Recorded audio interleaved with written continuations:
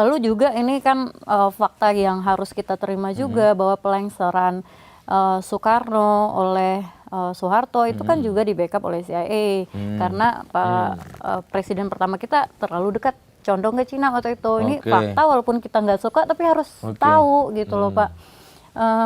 Anak-anak muda ini biasanya adalah sasaran empuknya operasi intelijen.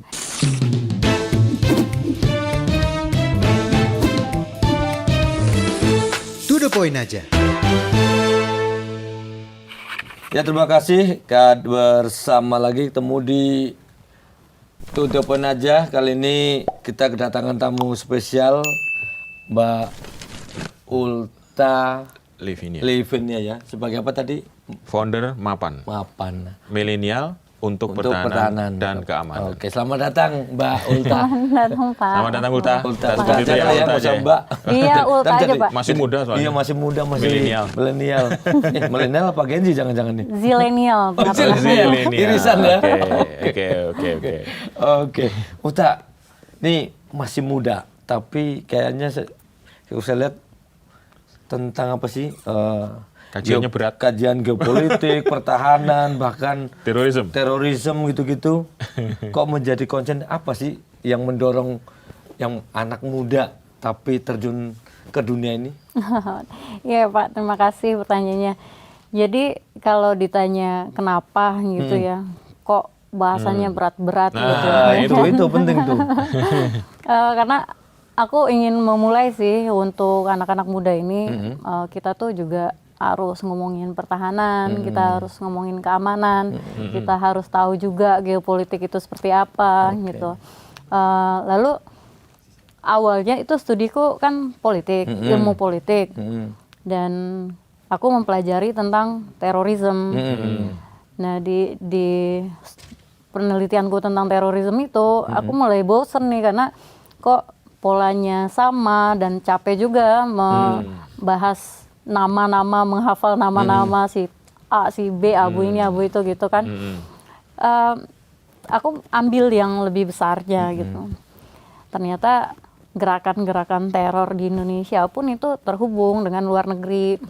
Jadinya aku pikir, oke lah aku kayaknya studinya S2 di Amerika sama Inggris, ku ambil tentang ini deh. Amerika, Inggris sama Prancis waktu itu. Aku studi tentang keamanan internasional gitu. Nah, di situ aku bisa dapat perspektif yang lebih luas gitu loh, melihat fenomena misal terjadi apa di Indonesia. Oh itu karena ada berhubungan dengan luar negeri gitu. Misalnya kayak ini dulu kita punya Jemaah Islamiyah, ada bombing di Bali, ada bombing di kedutaan, ada bombing di JW Marriott waktu itu. Nah itu kan ada dorongan dari luar. Pertama dana, kedua pelatihan, dan tokoh-tokohnya itu kan juga dulunya berlatih bersama di Afghanistan gitu. Jadi aku pikir ini tuh nggak bisa terlepas Pak, dan anak muda yang melek tentang ini tuh harus banyak menurutku. Makanya aku bikin lah tadi komunitas kecil-kecilan, tapi orangnya benar-benar ingin untuk berdiskusi tentang ini. Artinya berarti ini kalau ngeliat tadi ada bombing di Bali, terus di mana gitu. Tadi semua ada kaitan dengan dana ya dari luar negeri. Ada konspirasi di sini berarti ya? Konspirasi itu kalau dalam pemerintahannya Trump sekarang hanya 30 tahun umurnya. Jadi ketika 30 tahun operasi-operasi CIA itu udah bisa dibuka gitu, walaupun di-redacted ya kayak di ini. Dan kita baru sadar gitu. Makanya butuh anak muda melek banyak tentang ini kan, sehingga mereka melihat ini bukan konspirasi, tapi ini adalah pola yang dijalankan oleh negara-negara lain gitu. Buktinya aja dulu misal agak-agak jauh dikit, tapi ini adalah bukti nyata. Operasi Northwood. Operasi Northwood ini adalah rencana CIA untuk melakukan serangan kepada Amerika sendiri, sehingga nanti dia akan punya semacam justifikasi untuk menyerang Kuba. Juga ada namanya Operasi Zapata, itu melatih anak-anak mudanya Kuba untuk kembali ke Kuba lalu melakukan kudeta kepada Fidel Castro. Lalu juga ini kan fakta yang harus kita terima juga bahwa pelengseran Soekarno oleh Soeharto itu kan juga di backup oleh CIA karena presiden pertama kita terlalu dekat condong ke Cina waktu itu. Ini fakta walaupun kita nggak suka tapi harus tahu gitu loh Pak. Anak-anak muda ini biasanya adalah sasaran empuknya operasi intelijen. Tadi udah ada beberapa contoh kan. Bahkan untuk negaranya sendiri, misal kayak operasi MK Ultra. MK Ultra itu mereka mengambil anak-anak muda paling cerdas. William James Sidis, Ted Kaczynski. Orang-orang tuh cerdas banget, umur 18 tahun, 19 tahun udah jadi profesor di Harvard. Tapi diambil oleh mereka, dilakukan operasi ini dengan cuci brainwashing gitu, menggunakan LSD saat itu, bagaimana agar dia ini bisa bekerja tanpa bertanya untuk negaranya. Dan banyak sekali yang kita bilang itu konspirasi, ternyata setelah dokumennya dibuka, wah beneran ternyata. Ternyata benar. Ini menarik nih, tadi ada penggulingan Soekarno oleh waktu itu Pak Harto ya, dan di belakangnya CIA ya itu karena terlalu dekat dengan Cina. Nah ini kemarin nih rame-rame kita nih juga dekat acara di Cina nih. Gitu. Ini kira-kira berarti benar dong ya isu-isu ada CIA di belakangnya nih Bang. Utang nilainya gimana?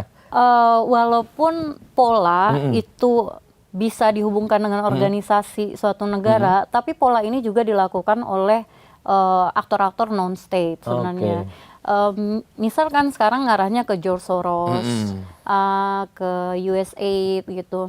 Di Amerika sendiri kan untuk Donald Trump, dia sendiri menghadapi semacam makar juga gitu. Makar, demo, dibentuk, terus penembakan segala macam kan juga mengalami itu gitu. Apakah CIA di baliknya? Nah, ada sekarang mereka itu mengungkap bahwa banyaknya deep state. Deep state ini bisa terhubung dengan apa yang disebut oleh Presiden Eisenhower waktu dia akan Presiden Eisenhower itu waktu sudah selesai menjabat, di pidato terakhirnya dia katakan kita itu harus berhati-hati dengan military industrial complex. Itu adalah sebuah kelompok di dalam negara yang memang menginginkan konflik itu terjadi gitu, karena mereka mendapatkan keuntungan dari situ. Dari bisnisnya. Misal kayak Ukraine itu kan udah kayak seperti labnya senjata sekarang. Untuk uji coba semua. Uji coba dan segala macam. Nah kalau misalnya di konteksnya kita, itu kan banyak pihak yang bermain.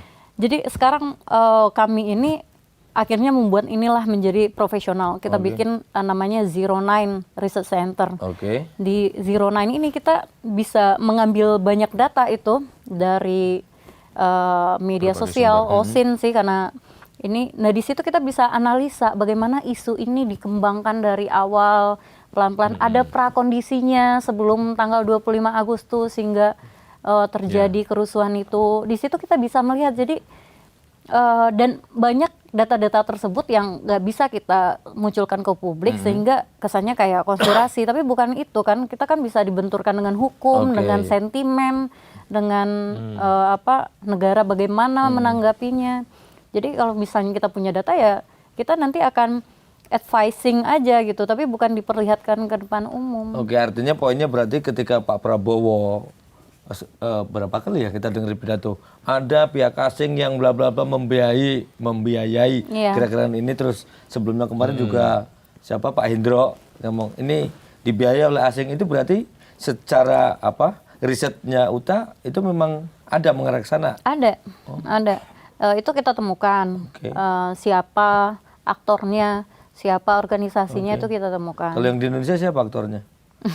Yang jadi proksinya? Iya, adalah Pak. Misalnya.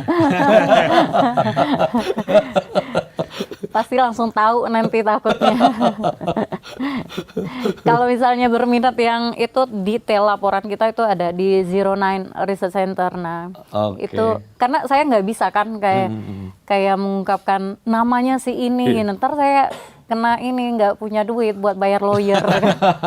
Tapi itu bisa diakses publik. Enggak. Enggak, tetap harus member gitu ya.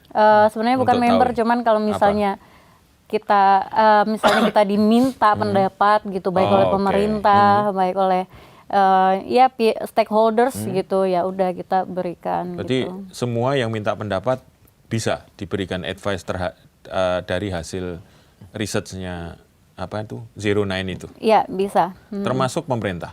Termasuk pemerintah. Apakah sudah ada yang minta pendapat itu?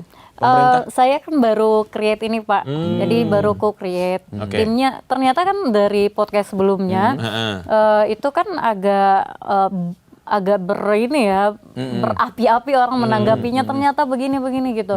Ternyata tuh banyak anak-anak muda Indonesia tuh yang mau juga tahu untuk ini dan mereka menghubungi saya gitu, Mbak kita bisa bikin begini loh gitu. Mereka punya skill, saya punya kemampuan buat analisa gitu. Jadi kita gabungkan aja gitu.